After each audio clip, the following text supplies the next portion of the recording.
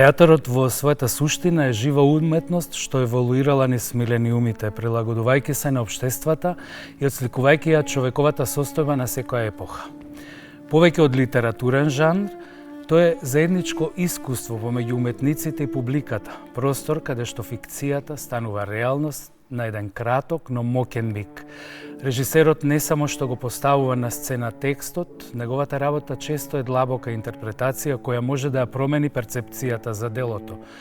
Режисерот е првиот критички и визионерски читател на сценариото, а неговата визија го одредува тонот, ритамот и конечната порака што ќе се пренесе на публиката.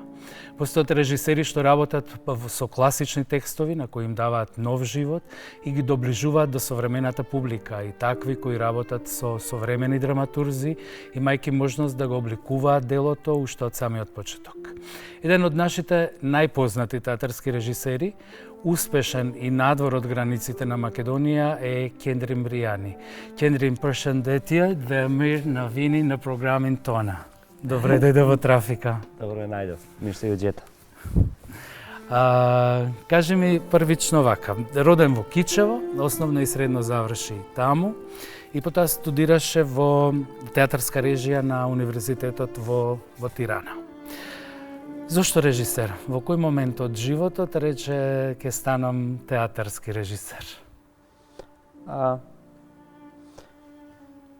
момент кога сме во гимназија, кога не прашуваат, или во момент кога ние почнуваме да одлучуваме што сакаме да бидеме, во тие моменти како 90% од добрите ученици во гимназија кои мислат да одат на студии по медицина, така јас бев меѓу медицина и уметност или режија.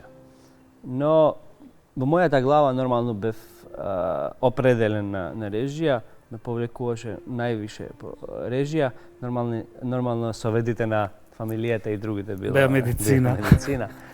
Но така се одлучив, значи тоа природно дошло како заклучок за мојата иднина. Филмови, не знам што друго влијаело на ова моја одлука, но тој бил моментот за така, значи уште од средно веќе беше сигурен. Реши да одиш на факултетот на Универзитетот во Тирана. Зошто токму таму? Имаше некоја посебна желба те влечеше поради јазикот или едноставно сметаше дека е? Па да, мислам дека Универзитетот во Тирана е еден од најдобрите универзитети во регионот. Не само заради професорите кои се таму, но и заради логиката на кој се води. Таму, како ретко во регионот, Универзитетот на уметности е универзитет на уметности. Не е факултет во склоп на универзитетот на една држава.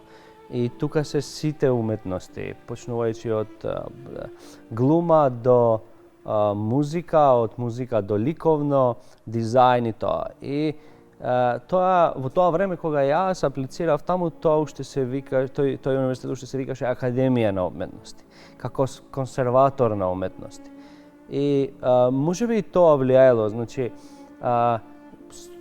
тие биле најдобрите можности во регионот каде јас би отидол на студии и нормално јазикот најблизок, па филмовите што сме ги гледале и што сум ги гледал кога сум бил млад се поврзале со Албанија, со тие глумци, тие херои и некако тие имиња беа професори во тој универзитет И така се помалце те повлекува да стигнеш до крајната одлука. На истот универзитет завршуваш подоцна и мастер по сценска и театарска режија и темата, многу интересно, ти е кичот и неговите канчи. Да. Што те инспирира да работиш теза токму на кичот, кој го имаме многу во последно време во светот? Па да, знаеш, кога и во театарот, кога треба да се режира, па и во педагогијата,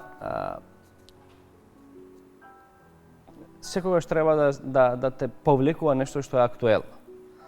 Нормално, моментално кичот и шундот се актуелни во животот на гледачите, а тоа во животот на гледачите влегува преку концептите на псевдоуметниците.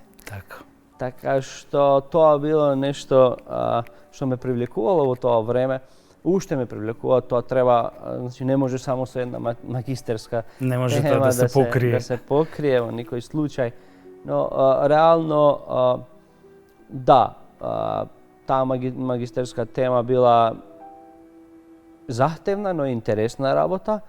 Од друга страна е моментом каде можеби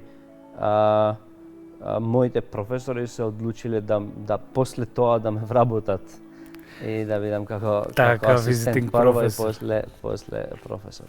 Тоа ќе споменев режисер во Албанскиот национален театар, визитинг професор на Универзитетот во Тирана за уметности, нели, но и визитинг професор на Државниот универзитет во Тетово, исто по театарска режија или веќе не?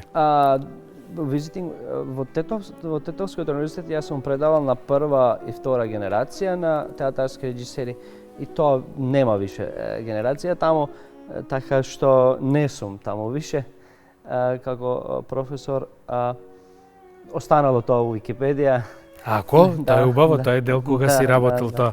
Кажи ми, навидум две исти, односно слични работи, ма во суштина многу се различни. Едно е да се режира на сцена, друго е да се работи педагог и да се пренесе сето тоа знаење. Колку ти е блиско тоа да бидеш педагог? Убаво се чувствуваш? Ти е дел од тебе? Па интересно е. Да, интересно е многу. Во уметноста нема многу разлика, како во другите насоки, но во уметноста е блиско. Предавањето како професор и режијата во театар има многу блискост една со друга, бидејќи ние сме лаборатор во уметноста. Значи предавањата се преку практика. Практични, така што режирате и на предавање. И се режира. Интересно е да се биде професор. Јас во овие години сум вложил поиќе труд и време да режирам представи, бидејќи мислам дека студентите во уметност и во режија и во глума и во све, мислам дека треба да имаат или тие веруваат во професори кои зад себе имат ставено дела, дела. Значи, тебе поиќе студентите во нашата професија ти веруваат кога од тебе имале што да гледат.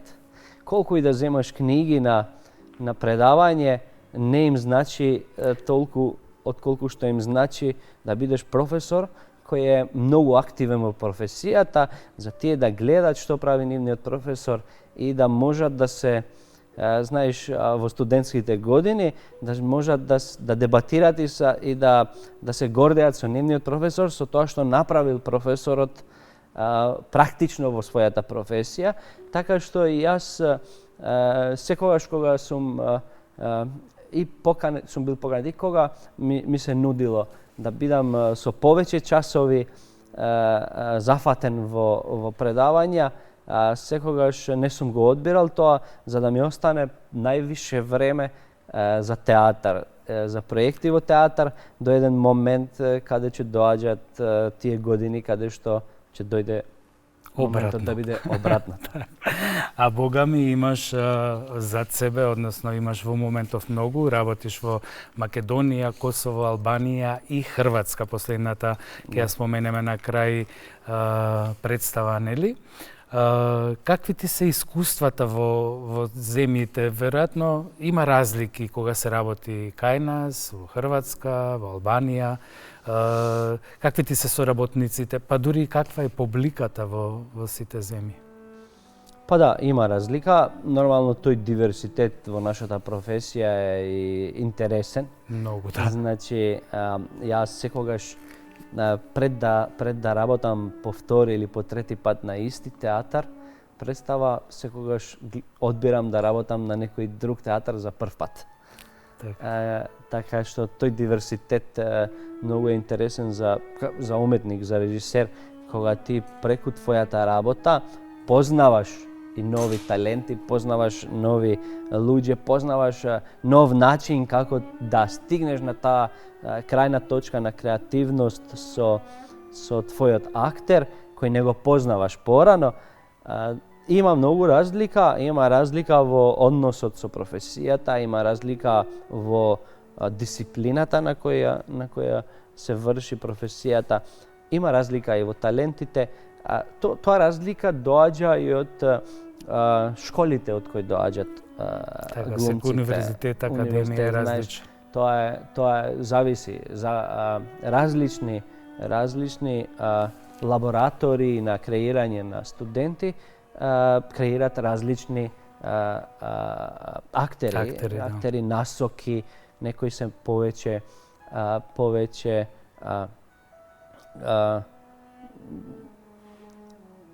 се однесуваат во неговата професија преку некој вид на лаборатор што е Станиславски, некој преку Гротовски и така натаму, но од друга страна пак Балкан е во однос на тоа што се вика активноста, сценичната активност, вриење на крв.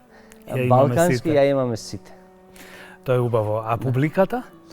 А публиката, за жал, ако правиме споредување, мислам дека во Македонија сме најслаби со број на публика што гледат театар. Тоа не знам од што доаѓа, можеби доаѓа и од фактот дека се помалце луѓе остануваме во државата. Не, мислам дека има врска и со дали од дома ги носат, дали од училиште ги носат. Да. Значи сета таа подготовка уште од мали нозе треба да биде појака кај нас за да може да добиеме една публика. Можеби треба да бидеме и малку самокритични, зависи и ние што нудиме. Да, и ама тоа. од друга страна, да, има режисери, многу и уметници од нашата држава што реално работат многу надвор. Да, ама имате и одлична продукција и тука и мислам дека има простор да имаме добра публика. Ама во однос на публиката се гледа дека ние сме малце послаби. Не знам, можеби сме и најпоследните држави во регионот и во светот што театарот го немаме внесено во гимназија како предмет. Велам, дека треба да учат малку повеќе, да им се представи на децата за да може да им се роди љубовта. Во земјите во регионот 2 години во гимназија како предмет им е театар. И тој предмет еве ти проект да пробаш да го донесеш. Тоа треба да го направи Министерство за да, ама некој мора да ги поттикне за да се појави во оној курикулум на школите. Секоја работа има позитивни и негативни. Луѓето си мислат, не знам, овој работи ова супер, му е лесно, му е работи само со сцена, но сите работи имаат и предизвици. Кои ти се тебе најголеми предизвици при работата? Односно, што ти е најтежок дел при подготовка, например, на една представа? Кој дел од целиот тој процес што го имате при подготовка? Знаеш, најтешкиот дел е почетокот, стартот. Так. Што се однесува самиот со себе. на работата што правиме ние со себе до моментот кога треба да се определуваме што би одбрале, па зошто тоа треба да биде. Тоа ќе те прашав, ајде објасни прво како доаѓаш до момент да го одбереш тоа и тоа дело. Сакам ова да го работам. Те инспирира што? Има неколку причини. Прво, во однос на театарот каде треба да се поставува, анализирам кои се можностите на театарот. Кога викам можностите технички, финансијарни можности и глумачки можности. Значи, какви глумци има, каков потенцијал на глумци има, годините на глумците и така натаму. После барањата, значи што се нивните барања, класика, антика, модерен текст, реализам и тоа све. И после доаѓат ова третото што е најпроблематично. А третото е најпроблематично, треба да одговорам на некои прашања што му ги поставувам себе си, зошто тоа треба да се постави. Зошто треба јас да го работам? Што твое би ставил, нели во тоа? Да, што моје би ставило. Зошто јас треба ова да го работам за разлика на некој друг? И тоа почнува со давање на одговор во себе што ме мачи баш во тоа време. Во однос на животот на местото каде би го поставил и јас што живеам, во однос на тоа што се случува, во однос на социјалниот момент, така.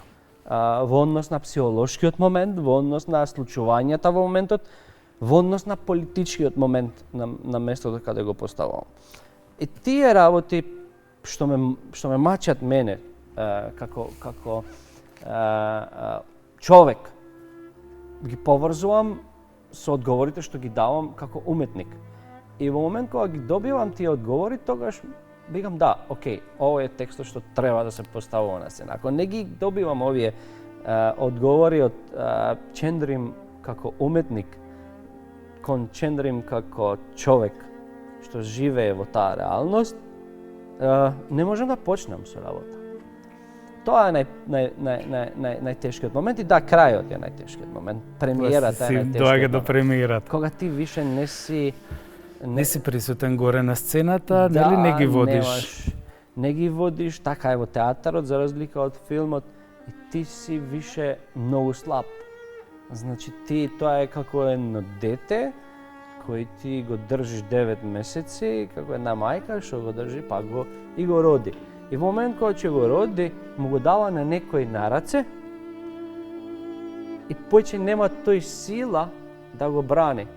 Тој е на раце на некој друг и може да падне, зависи како ќе го третира, може да не му дава за јадење, може да го заборави негде, а ти немаш сила тоа да го контролираш. Тоа во најавата споменав токму тоа дека сите тие, нели, театарот е слика на она што се политичките, општествените, животните околности на еден свет и многу убаво што го споменав и јас и ти што токму од таму поаѓаш за да направиш, нели, да решиш што би работел. Сега спомена детето го раѓаш, го предаваш во рацете на другите во случајот на актерите.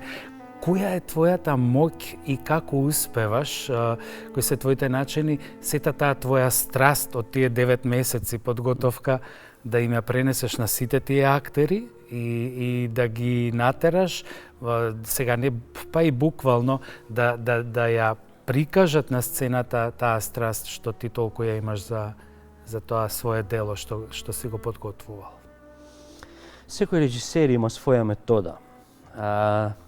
Во својата метода нормално се базира во големите умови на професијата и предци што работеле во професијата. Тоа има неколку насоки, почнувајќи од анализа, технички дел, па до психолошка метода, како треба тоа све, како твоја идеја да влегува во начинот на мислење на глумецот. Мора во тек на процес на проби, филозофијата, идејата на режисерот, па и концептот во целост, визуелен и суштински. Јас на крај се занимавам со визуелниот однос кон представата. Најзахтевно и најважно ми е суштината, прво да почнувам да го пробудам во вените, во дамарите на глумците. Не знам, знаеш, секогаш се трудам секоја моја идеја филозофска или секоја моја важна порака што сакам да го пренесам преку текстот, преку авторот, да стигне кај актерот, ама да стигне кај актерот по некој начин да никогаш до крај на премиера тој глумец да не сфати дека тоа е моја идеја, туку тој во целиот процес да мисли дека се раѓа од него. И на крај таа голема филозофска, суштинска идеја што би сакал да го пренесам кон публиката, базирајќи се кај авторот, да биде авторство на самиот актер кој во никој случај не сфатил мудро и дека преубаво. во некој случај не сфатил дека тоа што тој ради е нечија идеја, туку е негова лична. Из кога ќе се појавите на премиера, излегува нели дента премиерата е најавена, публика се. Кој ти е најголем страф тогаш? Кога и каде си? Седнуваш во публика? Не, никогаш не седнувам во публика, никогаш. Не можам да седнувам во публика, не заради или не зависи, но има режисери кои во старост почнуваат да седат во публика. Јас не можам да седам во публика. На почеток не можев да седам во публика или мислев дека не треба да седам во публика. Ова може валци че делува глупо, но не можев да седам во публика бидејќи кога гледав некои колеги кои седат во публика во тек на представата, ми делуваше како да изгледа тоа дека еве јас сум тука за да гледате кој го направил ова. Аха, така. Не знаеш што, во средина, па јас гледам што сум направил ја. И тоа ми е некако чудно, значи да бидеш ти тука и да стануваш дел од представата,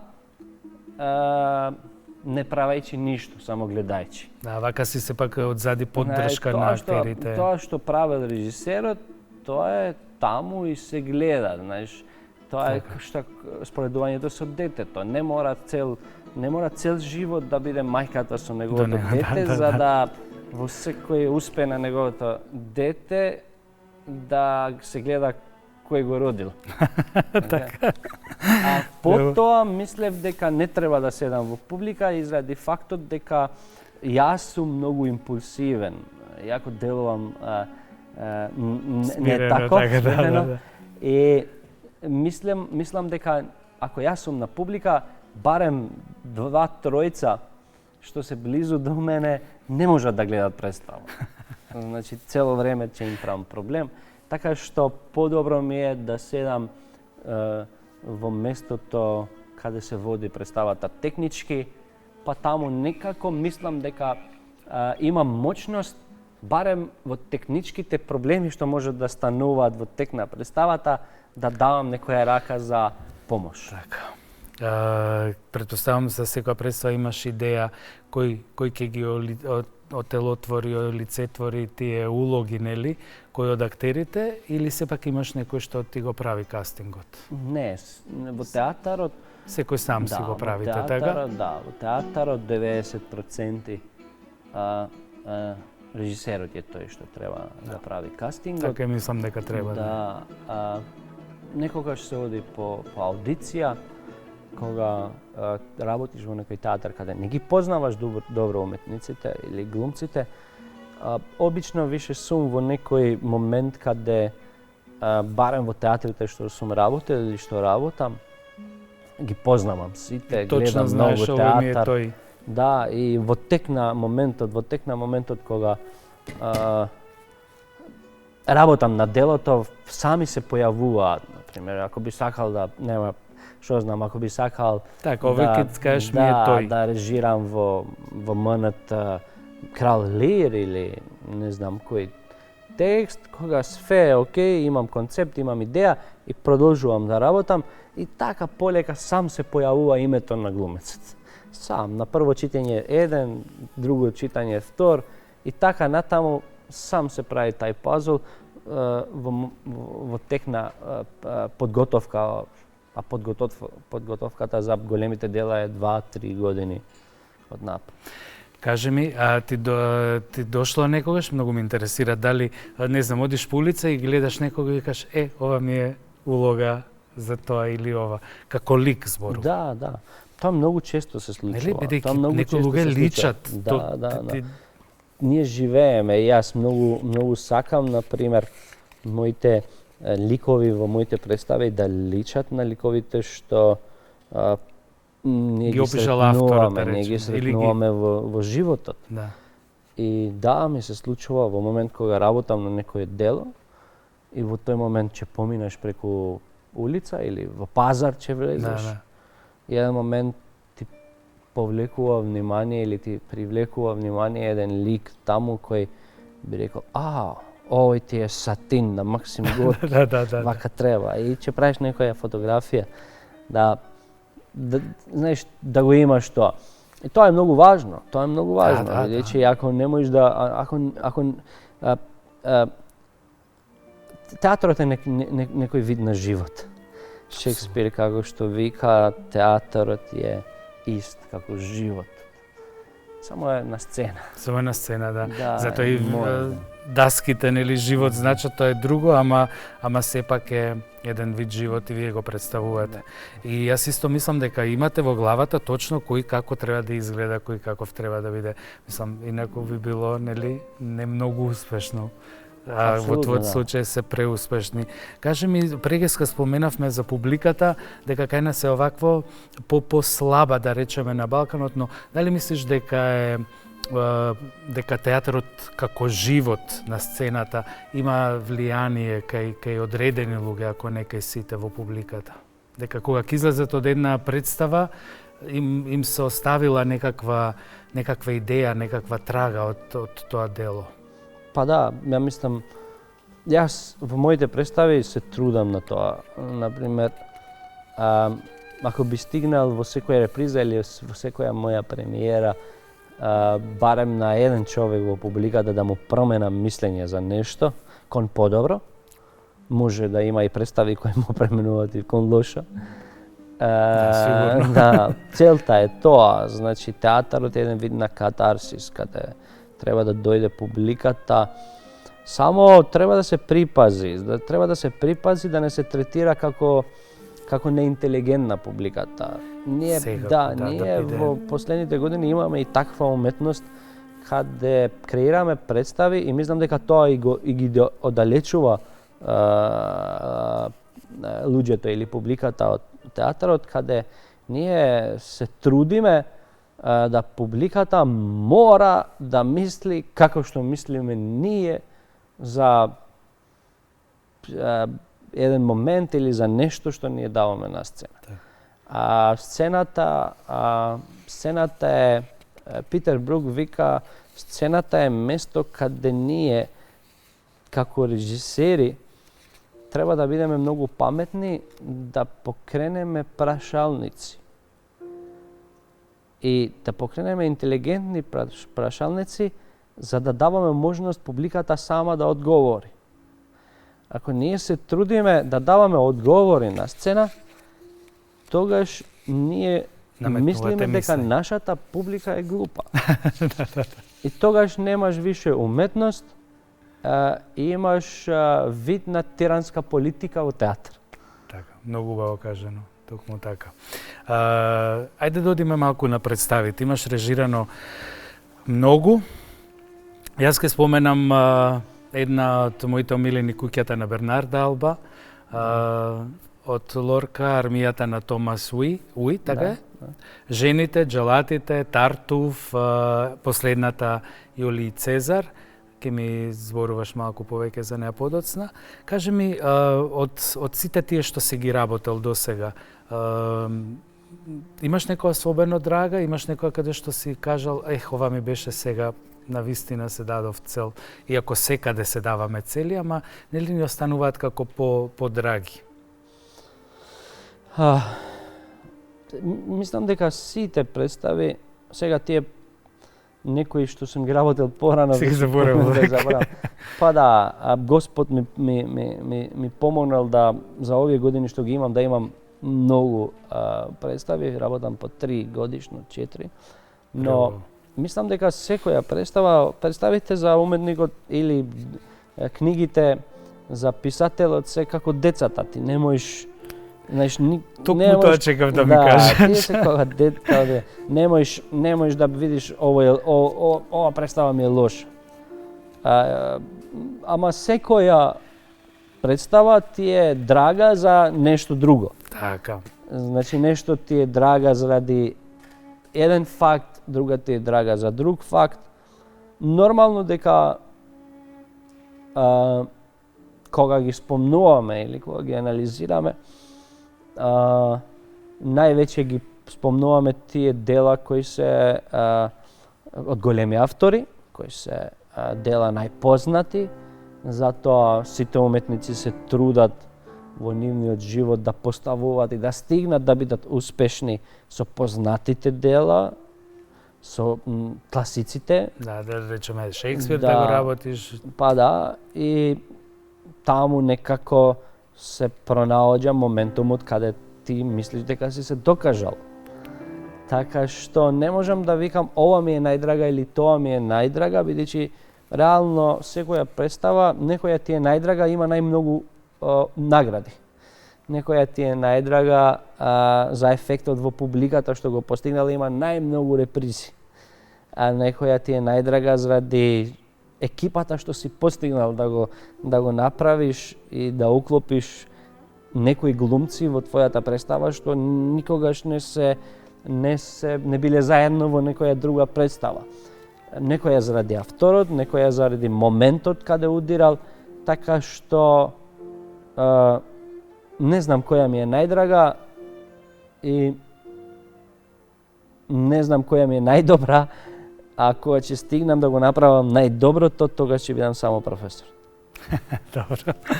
Забележав дека за жал на Википедија информациите ги немаме на македонски јазик и треба да ги ставите на англиски, албански, уште неколку јазици, ама на македонски нема. Да ви кажам право, јас тоа што е во Википедија може би е интересен факт, но не го контролирам јас.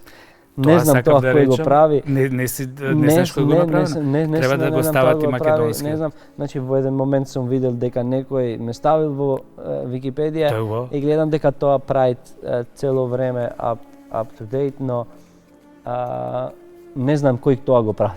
Дали мислиш сум се трудел да видам тој таму, но обично никој не е по име од тие што ги контролира. Тие се по кодови и не знам кој е.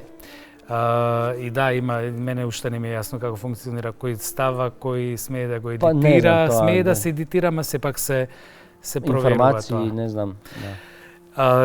Го споменав ова со јазикот чисто за да те прашам, дали мислиш дека јазикот, без разлика кој јазик што го говориме, може да биде бариера во некоја друга земја, например, при спремањето представа?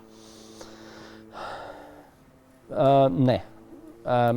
За мене тоа не било. Например, јас кога сум работел, кога се вратив од терена да го работам мојата прва представа на македонски јазик, било Артуро И во Битолскиот театар. И тоа голема представа. Мојот македонски јазик бил многу по-модестен од денес. Но тоа не било проблем. Исто така и со хрватскиот така беше мојот однос сега, но знаете, во професијата во театарот, во уметноста, има неколку јазици преку кои ние може да се разбереме. Така што сите знаеме која ни е суштината, делото, и кога знаеме зашто зборуваме, доволно сме интелигентни нешто да го разбираме и преку еден збор што го знаеме пред зборот што не го знаеме и преку зборот што го знаеме после зборот што не го знаеме, и тоа се прави некој пазал. Исто така во театар лесно ни е да зборуваме и со нозе и со така, раце. Вие сте уметници на крајот, на краиштата, нели? И со цртежи, така што не е пречка во однос на работата. Значи, исто така, јазикот на сцена, например, или јазиците за креирање на уметност, мислам дека се ако знаеш интелигентно да имаш однос со тоа, тоа е најпрекрасниот диверситет што може да се креира на сцена. И тоа, например, представата Слепци, мојата представа Слепци, работам во турски театар, Керлер. Тоа е представа каде на представата ги имаме сите јазици што се употребуваат во нашата држава. Да. И многу е интересно како публиката све разбира и во однос на представата гледа дека се случува некаков вид живот што ние несвесно го живееме секој ден, каде некој зборува турски и некој му враќа на македонски, а на тој што му враќа на македонски некој го прашува албански. Да.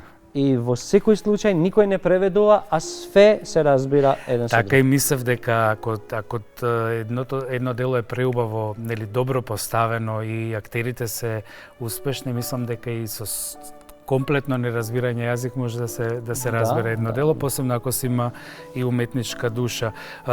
Многу малку време ни останува, а имам да ти поставам уште многу прашања на овогодинешното издание на Манаки, фестивалот за меѓународниот фестивал на филмската камера Браќа Манаки, ќе учествуваш со документарниот филм Ветена земја, кинематограф Роберт Јанкуловски. Темата е депортацијата на евреите од Скопскиот регион во 1943 година и се базира врз историски податоци, собрани од албански историчари, но има и фикција, иако е направено од книгата на Мојот живот под нацистичка окупација, мемуари на Мими Камхи Ергас Фараджи. Кажи ми нешто повеќе за ова и потоа би те прашал нешто друго со филмот. Ветена земја е документарен филм. Има, кога кажуваме дека има фикција, бидејќи е експериментален. Има многу театарски експеримент внатре во филмот, иначе е базиран точно во книгата на Мими, која напишала книга според мемуарите. Тие мемуари се од главниот лик на филмот, кој нас ни ги давал Дрита или Ита Бартов, која е черката на главниот лик, која е уште жива во Израел и која ни ги давала мемуарите на својата мајка за целиот нивен процес или целиот нивен живот во тие години. И од таму е направено сценарието од прекрасниот Венко Андоновски. Мислам дека е интересен документарец. Јас морам да го гледам. Мислам дека е интересен документарец како историја. Беше премиерата, долги години се очекуваше да се направи тој документарец, бидејќи го почнавме на почеток како игран документарец, бидејќи стигнавме до копродукција со израелската држава, но почна пандемијата и после тоа некои работи се стопира заради пандемијата, па почнавме уште еднаш, во тој момент почна војната во Израел И така на крај испадна да го направиме само како документарец, бидејќи историјата не сакав да се остава само на книга. Имавме премиера, после тоа сме бил на првиот фестивал што беше во Приштина, победи како најдобар документарец, и сега втора изведба или втора проекција е во Манаки на 25. Честитки за и наградите. Повели, имам една книга за тебе. Тоа е мој превод. Ете, можеш да направиш представа со ова. Преубава е. Фала многу. Исто е како вид мемуари, автобиографска, со биографијата на Марија Кири Склодовска измешано, така што многу интересна приказна за загубата. Ќендрим ме зазборуваш премногу и не можам да постигнам се. Операта Скендербеу, сакав да ми кажеш за Скендербек, операта поставена во Македонската опера во 2019-та, мислам.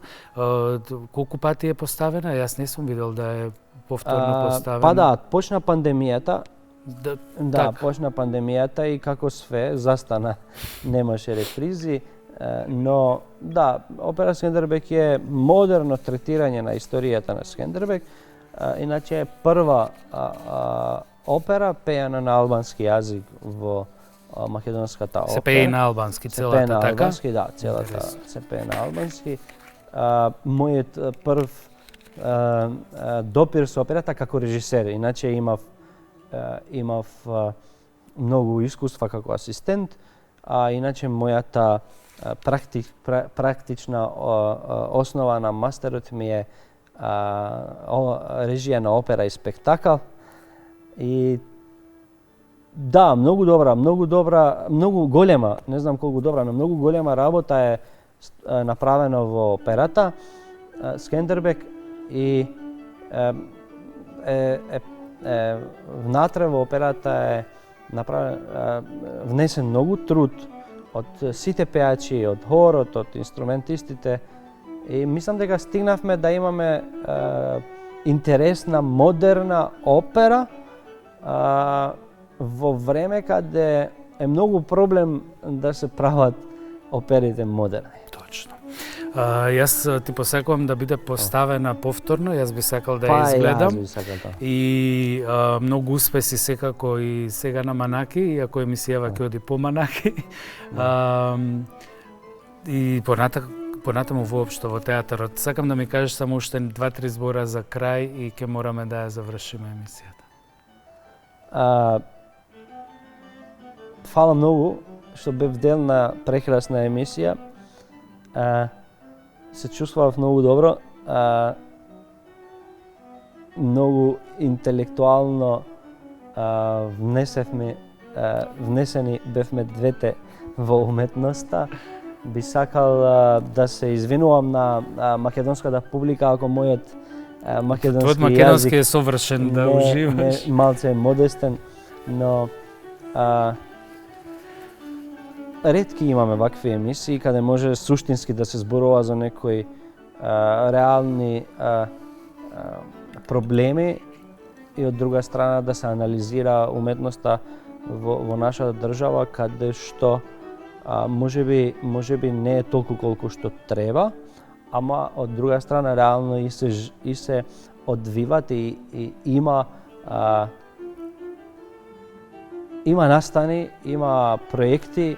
Одиме малку помалку нагоре. Кој треба реално да му се обрне внимание од медиумите. Фалиминдерич Шум, и тебе ти благодарам многу. Беше со нас вечерва Кендрим Ријани, театарски режисер. На сите понекогаш во животот ни е потребен режисер да не усмери, да не води низ представата наречена живот, но само оној некој што ни дава насоки за да бидеме најдобрата верзија од себе.